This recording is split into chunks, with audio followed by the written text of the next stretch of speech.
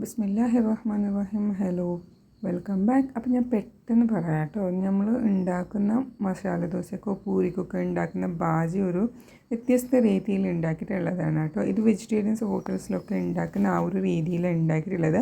അപ്പോൾ ഇത് ഞാൻ ആദ്യമേ ഒരു പാൻ വെച്ച് കൊടുക്കുന്നുണ്ട്.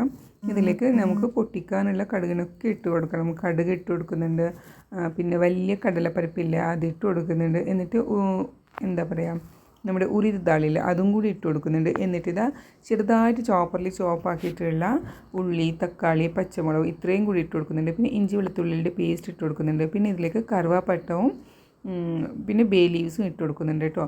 എന്നിട്ട് ഇതിലോട്ട് മസാലപ്പൊടികളൊക്കെ ചേർക്കുന്നുണ്ട്. മസാലപ്പൊടി എന്ന് വെച്ചാൽ ഇതിലോട്ട് ഗരം മസാലയും ചെറിയ ജീരകത്തെ പൊടിയും മാത്രമാണ് ഇട്ട് കൊടുത്തിട്ടുള്ളത്. ഇത് ഇഞ്ചി വെളുത്തുള്ളിയുടെ പേസ്റ്റായിരുന്നു. എല്ലാം കൂടി ഇട്ടിട്ട് നല്ലോണം ഒന്ന് വഴറ്റിയെടുക്കണം. എന്ന് വെച്ചാൽ മാഷ് ആവുന്ന രീതിയിൽ ഇത് വഴറ്റിയെടുക്കണം. എന്നിട്ട് ഇതിലേക്ക് വേവിച്ച് വെച്ചിട്ടുള്ള ഉരുളക്കിഴങ്ങിൽ നല്ലോണം കൈകൊണ്ട് പൊടിക്കാൻ പറ്റുന്ന അതുപോലത്തെ ഒരു ഉരുളക്കിഴങ്ങ്, അത്രയും വേവിച്ചിട്ടുള്ള ഉരുളക്കിഴങ്ങും കൂടി ഇട്ടിട്ട് നല്ലോണം ഒന്ന് എല്ലാ മസാലയിലും കൂടി ഇട്ടിട്ട് നല്ലോണം ഒന്ന് മാഷ് ആക്കിയിട്ട് എടുക്കാം. അപ്പോൾ ഇത് ഇവിടെ മസാലകളൊക്കെ റെഡി ആയിട്ടുണ്ട് കേട്ടോ. അപ്പോൾ ഇത് മാഷ് ആക്കിയതിന് ശേഷമില്ല, വീണ്ടും ഒരു 5 മിനിറ്റ് ഒരു തവ കൊണ്ടില്ലേ നമുക്കിതിനെ വീണ്ടും ഒന്ന് ഇളക്കി കൊടുക്കണം. ഇതിനിടയിൽ ഇതിലേക്ക് കുറച്ച് കസൂരി മേത്തിയും കൂടി ഇട്ട് കൊടുക്കണം കേട്ടോ. കസൂരി മേത്തിയുടെ ആ ഒരു ഫ്ലേവർ തന്നെ വേറെയാണ് കേട്ടോ. അപ്പോൾ ഇതിൻ്റെ ഒരു ടെക്സ്ചർ, ഇതിൻ്റെ ഒരു ടേസ്റ്റിന് ടെക്സ്ചർ ഇല്ല, അതന്നെ ഒരു വ്യത്യസ്തമായിട്ടാണ് കേട്ടോ കിട്ടാൻ പോകുന്നത്. നമുക്ക് ഈ വെജിറ്റേറിയൻസ് ഹോട്ടൽസിലൊക്കെ കിട്ടാൻ പോകുന്ന അതേ ഒരു ടേസ്റ്റിലുള്ള അതേ ഒരു ടെക്സ്ചറിലുള്ള ഒരു ബാജിയാണ് കേട്ടോ. ഇത് നിങ്ങൾക്ക് വേണമെന്നുണ്ടെങ്കിൽ ഇതേ തിക്നെസ്സിൽ വിളമ്പി കൊടുക്കാം. പക്ഷേ ഇപ്പോൾ ഇന്നിവിടെ ഞാൻ പൂരിയാണ് ഉണ്ടാക്കുന്നത്. മസാല ദോശയാണ് ഉണ്ടാക്കുന്നതെങ്കിൽ ഇതിങ്ങനെ അതിലോട്ട് തേക്കാൻ ഈ ഒരു തിക്നെസ് അതിന് ആവശ്യമുണ്ട്. പക്ഷേ നമ്മുടെ ഇപ്പോൾ പൂരിയിലോട്ട് ഇതിൻ്റെ ആവശ്യമില്ല. അതുകൊണ്ട് തന്നെ ഇതിലോട്ട് ഞാൻ ആവശ്യത്തിനുള്ള ലൂസാക്കാൻ വേണ്ടിയിട്ട് ചൂടുവെള്ളമാണ് കേട്ടോ ഒഴിച്ചു കൊടുക്കുന്നത്.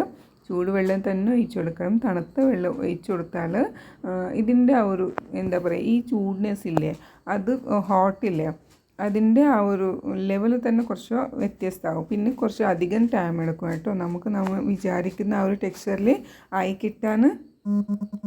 ഇനിയിപ്പോൾ എനിക്ക് വേണ്ടത്ര ലൂസിൽ ഞാനിതാക്കിയിട്ട് എടുത്തിട്ടുണ്ട്. എന്നിട്ട് ഞാൻ ഇതിൽ നിന്ന് മാറ്റി കൊടുത്തിട്ടുണ്ട്. എന്നിട്ട് ഇതാ പൂരി ഉണ്ടാക്കാനുള്ള പാത്രം കൂടി വെച്ച് കൊടുക്കുന്നുണ്ട്, ഓയിലും കൂടി വെച്ച് കൊടുക്കുന്നുണ്ട്. ഇനി ചൂടായപ്പോഴത്തേക്കും നല്ലോണം ഒന്ന് പൊങ്ങി വെച്ചിട്ട് തന്നെ എടുക്കാം കേട്ടോ. പൂരി ആണെങ്കിൽ പെട്ടെന്ന് തന്നെ പൊങ്ങിയിട്ട് കിട്ടിക്കോളും. പക്ഷെ തണുത്ത് കഴിഞ്ഞാൽ അത് പെട്ടെന്ന് തന്നെ അവിടേക്ക് തന്നെ എന്താ പറയുക ഡെൻസായി പോകും കേട്ടോ. അപ്പോൾ അങ്ങനെ ഞാൻ ഇതെല്ലാം പൂരി നല്ല പൊങ്ങിച്ചിട്ട് തന്നെ നല്ല ഒരു പൊങ്ങിച്ചിട്ട് തന്നെ പൂരിയാക്കിയിട്ട് എടുത്തിട്ടുണ്ട്. അപ്പോൾ എൻ്റെ ഈ ചാനൽ നിങ്ങൾക്ക് ഇഷ്ടമാവുകയാണെന്നുണ്ടെങ്കിൽ സബ്സ്ക്രൈബ് ആക്കാനും ലൈക്ക് ആക്കാനും തീർച്ചയായിട്ടും മറക്കാതെ ഒന്നാക്കി തരാം. അങ്ങനെ നല്ല പൊങ്ങിയോട് തന്നെ ഞാൻ പൂരി എടുത്തിട്ടുണ്ട്. പക്ഷേ വിളമ്പി കഴിയുമ്പോൾ നല്ലോണം തണുത്തിട്ട് ഡെൻസായി പോയിട്ടുണ്ടായിരുന്നു. അപ്പോൾ എൻ്റെ ഇന്നത്തെ ബ്രേക്ക്ഫാസ്റ്റ് ഇങ്ങനെയായിരുന്നു കേട്ടോ. പൂരിയും നല്ലൊരു ബാജിയുമാണ് കേട്ടോ. അപ്പോൾ ഇതിൻ്റെ കൂടെ കഴിക്കാൻ കോഫിയോ ചായയോ നിങ്ങൾക്ക് ഏതാ ഇഷ്ടം അതെടുക്കാം. അപ്പോൾ ഇപ്പോൾ ഇവിടെ ഞങ്ങൾ കോഫി എടുത്തിട്ടുണ്ട്. ഇനിയിപ്പോൾ എന്തായാലും കുടിക്കാൻ പോവുക. അപ്പോൾ ഞാൻ വൈൻഡപ്പ് ആക്കാം. അപ്പോൾ ഞാൻ എൻ്റെ വീഡിയോസൊക്കെ നിങ്ങൾക്ക് ഇഷ്ടപ്പെട്ടെന്ന് വിചാരിക്കുന്നുണ്ട്. ഇഷ്ടപ്പെടുവാണെങ്കിൽ വീണ്ടും പറയാം, സബ്സ്ക്രൈബ് ആക്കാം, ലൈക്ക് ആക്കാം. Thank you, take care, by.